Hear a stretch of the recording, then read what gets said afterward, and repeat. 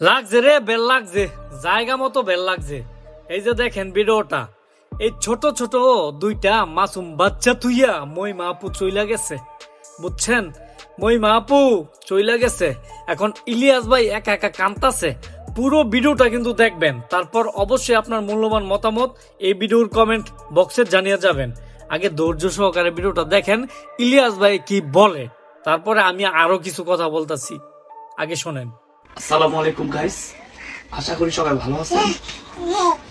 আজকে আমার দুইটা সন্তান নিয়ে আপনাদের সামনে আসতাম না, তো আজকে আসার কারণ হলো অনেকে ভাবতে পারেন আমি কি এটা ভাই এত পাগল কেন বউর জন্য। অনেকে আমার অলরেডি বলতেছে যে বউর জন্য এত পাগল কেন। আমি কোনো না হইলে মহিমা রাগ করে গেলে তো আমি চলে আসলে আমি বলতেও পারি না মহিমার জন্য কেন জানি আমার এত মায়া, এত মায়া তৈরি আসলে। বিশেষ করে আমার দুইটা সন্তান, আমি অনেক বেশি খুশি হয়েছি মহিমার প্রতি। আমি ছোটবেলা থেকে মেয়েদের জন্য মেয়েদের জন্য খুবই পাগল ছিলাম। তো আমরা তিন ভাই, যখন আমি সবসময় কান্না করতাম আমার একটা বোন, আমার একটা বোন, আমার একটা বোন। তো আল্লাহ আমার একটা বোন দিয়েছে। তো যাই হোক, আমার বোন বড় হয়েছে। তো আমি আমার এই যে একটা ছেলে আছে, তো আমি চাইছি যে আমার একটা মেয়ে হোক। তো মেয়ের খুব আমার আশা ছিল। তো আমি খুব স্বপ্ন দেখে আমার ছেলেটা যখন হয়েছে, আমি আশা করছি যে আমার মহিমা করে মেয়ে হইব। এই যে আমার মেয়েটা হয়েছে, আমি যেমন চাইছি এমনই পাইছি। আজকে আপনাদের সামনে দুজনকে নিয়ে আইছি। মহিমা, আমি জানি না মহিমার কি হয়েছে। আমি আসলে এতটাই খারাপ হয়ে গেছি। আমি মহিমার আসলে অনেক লাইক করি, অনেক ভালোবাসি। তো ওর প্রতি আমার কেমন যেন একটা মায়া টান কাজ করে। হ্যাঁ, আমি সন্দেহ করি কারোর সাথে কথা বললে, কারোর সাথে এটা বললে আসলে আমি মাইনা নিতে পারি না। তারপরও মহিমা ফ্রি মাইন্ডে চলুক, আমি সেটা চাইছি সবসময়। আমি আমার বউরে অনেক বিশ্বাস করি, অনেক, যেটা আসলে বলার মতো না। তো যাই হোক, সিম্পলি কিছু ঘটনা ঘটছে, আহামরি কিছু না। তো যাই হোক, আমার বউ যেহেতু বলছে যে আমি সন্দেহ করছি, হ্যাঁ আমি সন্দেহ করছি। তো আমি বলবো তোমারে যে আমি তোমারে কতটা ভালোবাসি সেটা তুমি নিজেও জানো। হয়তো তোমার ব্রেনডে কি হয়েছে আমি জানি না। আমি আসলে আজকে অনেক দিন যাবত ঘুমাইতে পারি না। আমি আসলে কাউকে কিছু বলতেও পারি না। আমি ইচ্ছা গেছি আমার বাচ্চাদের জন্য আমি আসলে চাইছি আগের মতো মহিমের নিয়ে, আগের মতো ছোট, আগের মতো থাকি। আমি কান্না করতে চাই। একটা পুরুষ মানুষ তখনই কান্না করে যখন সে অতিরিক্ত কষ্ট পায়। আমি আসলে আমার দুনিয়ার মধ্যে আমি আমার মারে ভালোবাসি সবচেয়ে বেশি।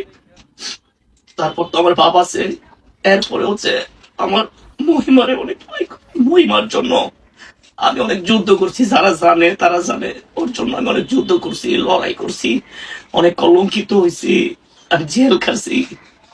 আমি আসলে ওর জন্য বহুত কিছু করছি।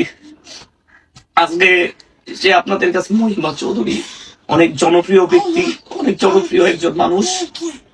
আমি হয়তোবা এগুলোতে আমার অবদান ছিল না। তো যাই হোক, আমি বলবো যেহেতু জানি না তোমার কি হয়েছে, আমি আল্লাহর কাছে দোয়া করি তুমি ঠিক হয়ে যাও, তুমি বাসায় চলে আসো, আমার বাচ্চাদের নিয়ে থাকো। যেহেতু আমার তোমার সহ্য হচ্ছে না, জানি না কেন সহ্য হচ্ছে না, সমস্যা নাই, আমি বিদেশে চলে যাবো। আমি তোমাদেরকে চাইলে অনেক দূরে চলে যাবো। আমি আগেই চলে যেতাম। আমার মা আসলে আমার ছাড়া থাকতে পারে না, কান্না করে। আমি মরে গেলে তুই বিদেশে যাবি। আমি আসলে আমি আমার পরিবারের জন্য এখনো পর্যন্ত আমি পাশে আছি। তো যাই হোক, আমি চাই না কেউ আর কষ্ট পাক। আমি সবার জন্য সবকিছু করছি, আমার জন্য আমি কিছু করিনি। আজকে আপনাদের জন্য ভিডিও করি, যেটাই করি আমার বউ যেন জনপ্রিয় পায়, আমার বউয়ের জন্য সবাই লাইক করে, এটার জন্য। তো যাই হোক, তোমার আমার কিছু বলবা? বলো তোমার আমরা ইচ্ছা করতে দাদা বল। দেখেন, ওর মা যে চলে গেছে, ওরা কিছুই জানে না। আমার মেয়েটা খেলতেছে, আমার বাবারা খেলতেছে। তো যাই হোক, তুমি আইসা করো, তোমার কাছে আমার রিকোয়েস্ট থাকবে, আমি তোমার যদি কিছু ভুলে থাকি আর জীবনে কিছু কমো না। যাক, আপনি ভুল হয়েছে, আমি তোমার সন্দেহ করতাম, আমি তোমার আর জীবনে কিছু বলবো না, সন্দেহ করবো না। তুমি আইসা পড়ো, এটা তোমার কাছে রিকোয়েস্ট থাকবে। আর যারা তোমাকে ভালোবাসে, আশা করি সবাই এটাই চায়। কারণ আমার ভিডিওগুলো তোমার প্রতি অনেক ভালোবাসা নিয়ে আমি তৈরি করতাম। আসলে এটা সত্যি। অনেকে ভাববেন যে হয়তো বা মহিমা আমি অ্যাক্টিং করি, ভালোবাসা আমাদের মধ্যে নাই।